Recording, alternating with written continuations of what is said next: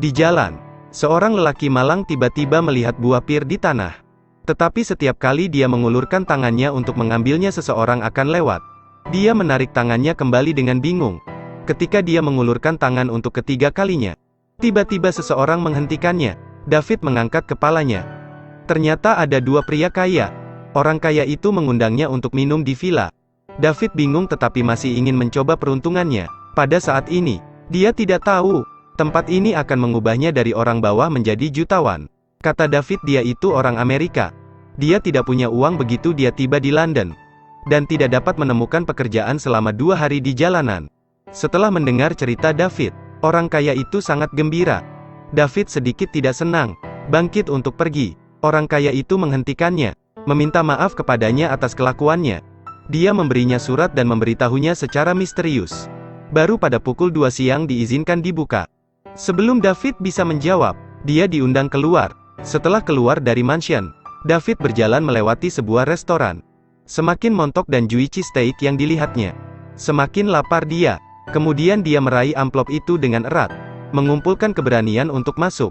Bos melihat pria malang ini tetapi berani duduk di dekat jendela, mengedipkan mata kepada karyawan itu. Atur dia di sudut kecil di dalam. David tidak keberatan. Dia menyerahkan amplop itu, lalu memesan ham dan telur, steak yang enak, dan bir dingin yang besar. Pelayan mengatakan itu akan menghabiskan banyak uang. David bilang dia tahu, sajikan saja makanan untuknya. Tak lama kemudian, David selesai makan. Dia tidak lupa melewatkan potongan saus terakhir. Tapi dia pikir itu tidak cukup. Jadi dia meminta pelayan untuk mengambilkan beberapa hidangan lain yang sejenis. Jadi pelayan tidak bisa duduk diam. Cepat melapor ke bos. Bos hanya bisa mencoba peruntungannya. David saja selesai makan yang kedua. Pegawai itu datang dan menyuruhnya untuk segera membayar. Menyadari bahwa itu kurang dari jam 2. Dia membuatnya menunggu.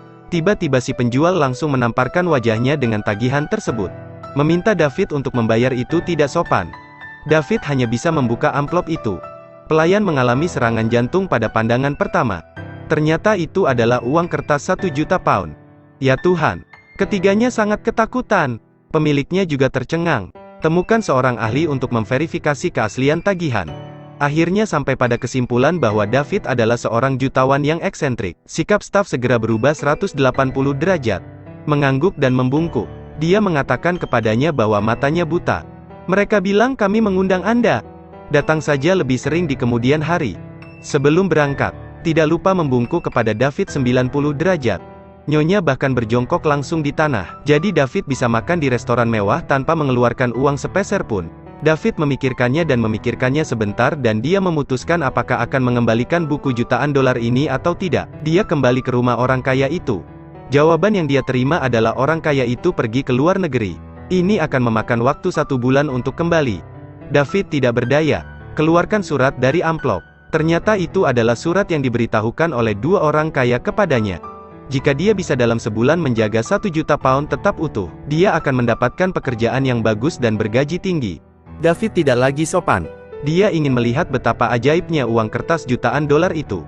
Jadi dia pergi ke toko pakaian mewah, tapi petugas toko sering menilai orang dari penampilannya. Tidak ada yang mau datang untuk menemuinya. Pada akhirnya benar-benar tidak ada jalan. Karyawan ini harus memilih setelan jas model lama, lalu ala kadarnya. Meski agak jelek, tapi David tetap memutuskan untuk memilih setelan ini. Dia bertanya kepada karyawan apakah dia bisa mendebet rekeningnya, karena pecahan uang yang dibawanya hari ini agak besar. Dia takut toko akan mengembalikan kembaliannya. Karyawan itu tersenyum mencemooh, mengatakan bahwa pria sepertimu tidak pernah membawa uang. Sejujurnya, tidak ada tagihan yang belum dibayar di sini. Tetapi ketika dia melihat uang kertas jutaan pound yang dikeluarkan, dia benar-benar tercengang. Akhirnya, dia tidak bisa menahan air matanya. Pemiliknya mendengar suara itu dan bergegas mendekat. Setelah melihat tagihan besar, menyadari bahwa dia telah menyinggung orang yang salah, jadi dia dengan cepat meminta maaf lalu membawanya ke ruang pas VIP, ukur dan uji dia secara pribadi.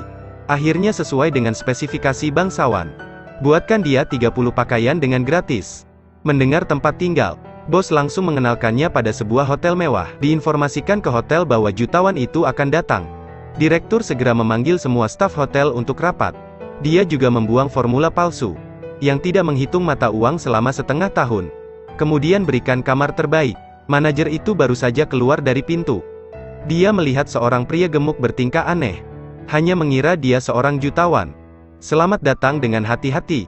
Memberikan berbagai layanan teliti. Sampai kedatangan. Baru pada saat itulah manajer mengetahui bahwa layanannya salah. Tapi tak disangka pria gendut ini sekuat sapi. Kalahkan 5 pelayan hotel satu persatu. Sekilas David juga agak menarik. Ngomong-ngomong juga bisa melindungi uang jutaan dolar ini.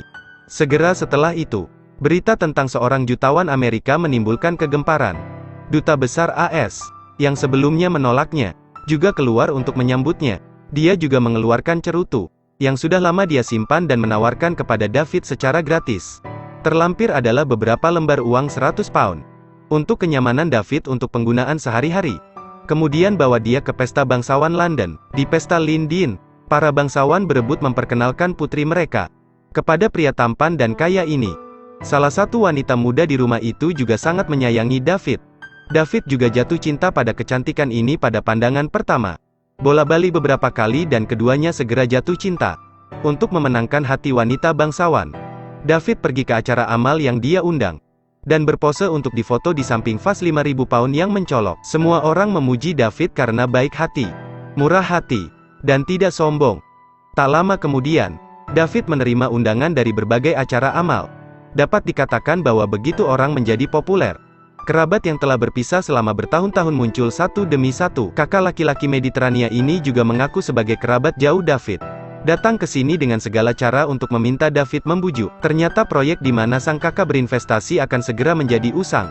Dia ingin menggunakan pengaruh David untuk menghidupkan kembali proyek tersebut. Tapi tidak ada apa-apa selain buku yang buruk. Kakak mengatakan tidak harus menggunakan 1 juta pound miliknya.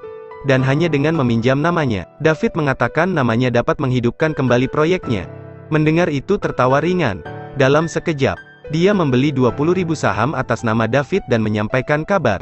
Memang setelah menerima informasi bahwa seorang pria kaya misterius berinvestasi besar-besaran dalam sebuah proyek bursa, transaksi segera meledak. Orang-orang bergegas membeli saham ini. Kurang dari 1 sore, harga saham langsung naik. Bahkan berkencan dengan nyonya rumah bangsawan. Tambahkan 16.000 pound di akunnya. Jumlah ini terlalu banyak untuk diperoleh. Tapi masalah segera melanda. Orang lama iri hati. Rumah staf hotel menyembunyikan uang jutaan dolar di bawah karpet. Kemudian sebarkan berita bahwa tidak ada uang jutaan dolar. Dia benar-benar pembohong. Berita itu dengan cepat ditransmisikan 10 kali lipat. Seorang reporter lewat untuk melihat uang jutaan dolarnya secara langsung. Tapi uang itu tidak ditemukan. Begitu berita itu tersiar, harga saham langsung turun. Parahnya pihak hotel datang memintanya segera membayar tagihan. Penjahit itu segera datang dan mengambil pakaiannya. Investor kehilangan uang dalam sekejap. Beberapa orang bahkan mulai ingin menggerakkan tangan dan kakinya. Menemukan situasinya sedikit di luar kendali. Maka ia mengeluarkan uang kertas itu dan mengembalikannya kepada pemiliknya. David mengangkat tagihan itu tinggi-tinggi. Untuk sementara orang mulai memberkati dan memuji dia lagi. Dan kemudian mereka berebut untuk membeli saham. Hotel juga membuka pintunya lagi untuknya. Penjahit itu juga mengembalikan pakaian itu. Selir itu juga jatuh cinta pada David. Sebulan kemudian David mengembalikan uang kertas itu kepada si kaya secara utuh. Sekarang dia juga memiliki uang kertas jutaan pound ini sebagai jimat. Bahkan seorang pengemis. Pegang saja di tangan Anda. Bahkan tanpa mengubahnya menjadi uang tunai. Anda juga bisa mendapatkan apapun yang Anda inginkan. Dengan catatan yang tidak dapat diubah ini, David menjadi pemegang saham tambang emas tersebut. Hasilkan 200.000 pound dengan mudah. Menjadi orang kaya sejati. Ia juga menikah dengan seorang wanita bangsawan yang cantik dan baik hati. Dia bisa dianggap sebagai pemenang dalam hidup. Film ini didasarkan pada novel klasik karya Mark. 1 juta pound. Novel ini menggunakan pernyataan berlebihan yang menawan dengan humor dan sindiran yang bagus. Menyerang penyakit masyarakat kontemporer bahwa seseorang tidak dapat berjalan tanpa uang. Meskipun ceritanya fiksi dan dilebih-lebihkan, namun tetap berbicara tentang sebagian dari keadaan masyarakat saat ini.